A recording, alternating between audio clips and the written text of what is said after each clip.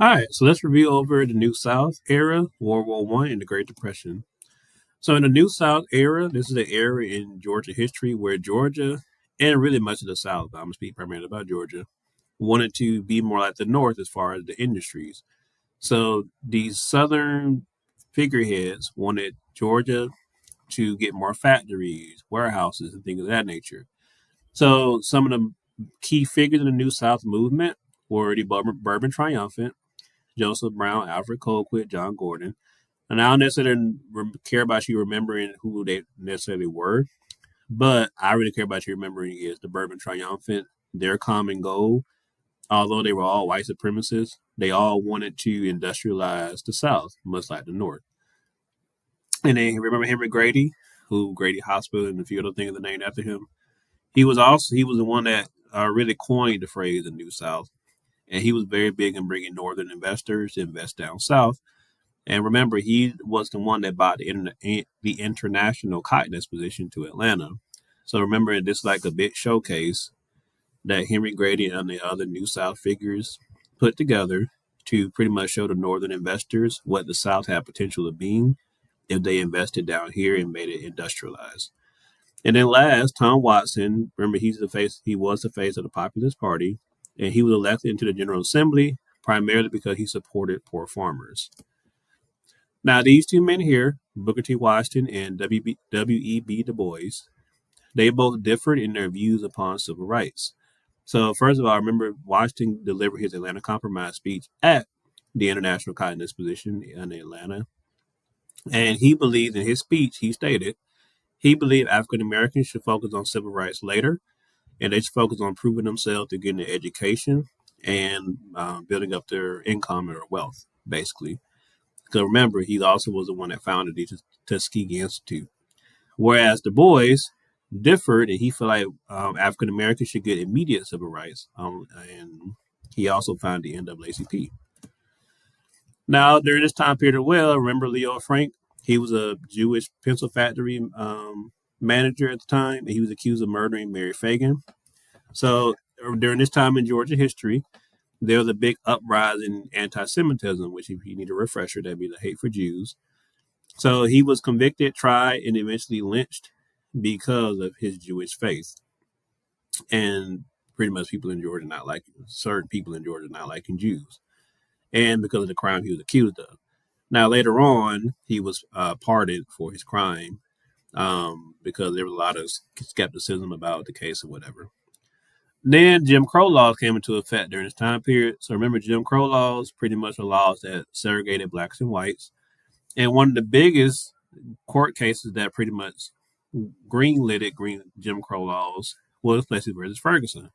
And that whole court case gave the whole separate but equal doctrine. So remember, separate but equal means that under Plessy versus Ferguson, they ruled that blacks and whites can have separate establishment, but they had to be equal in quality. But we know that was not the case. So another way black people's rights were trying to be taken away from them was this whole disenfranchisement method. So if you ever see the word disenfranchisement, that's pretty much saying that it's a way to rip away rights of somebody. So remember, to vote during this time period, black people had to do one of three things. They had to pay a poll tax, which is $1 to vote.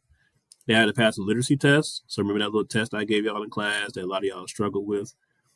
They had to pass that, and or they had to get through the grandfather clause, which means your father was able to vote before the Civil War, and so could you. Now remember, before the Civil War, black people were slaves, so they could not vote. And then you have 1906 race riots.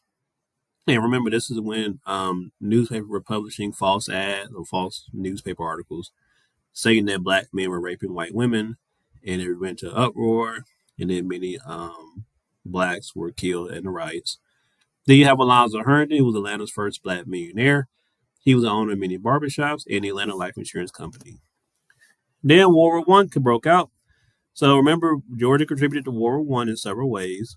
We had of course, our ports and our docks, and the port shipped out materials and soldiers to Europe.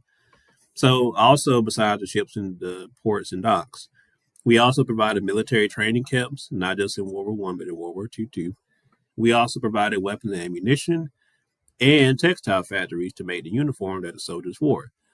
And remember, the Georgia citizens or civilians supplied war bonds, not really, so not supplied, sorry. They bought war bonds to help fund the war, and they planted victory gardens to send food to feed the soldiers. Now, at this time, also, Georgia and much of America at this time, I'm sick to Georgia, was going through a lot. So here came the boll weevil. Remember that little insect that killed the cotton by laying its egg inside of it? Came from Mexico and wiped out, decreased the amount of cotton that farmers could now pick.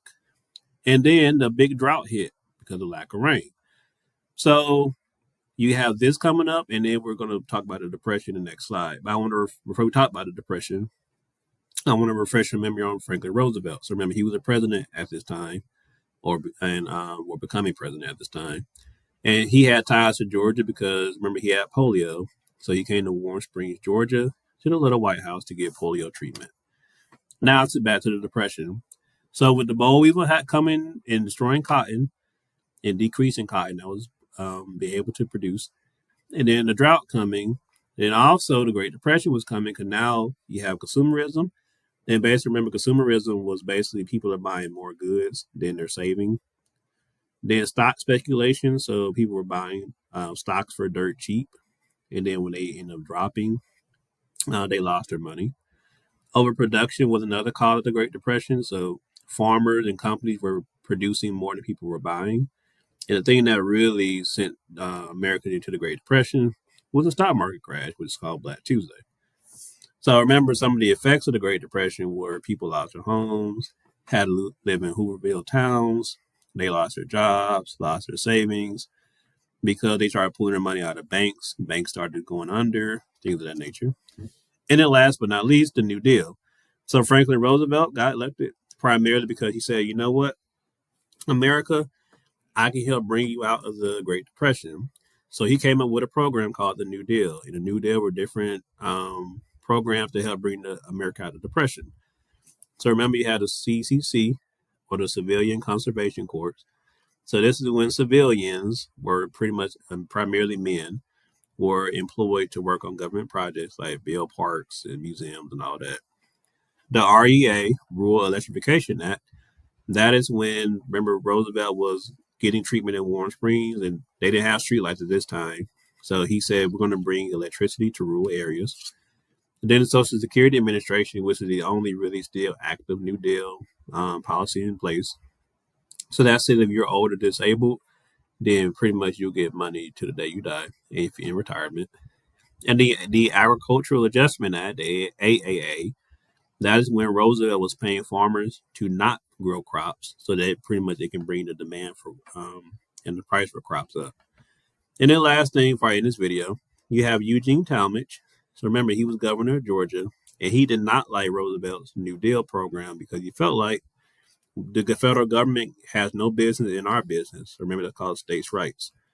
So he was very much against it, and he refused to implement the New Deal program because of that. All right, we'll do part two in a minute.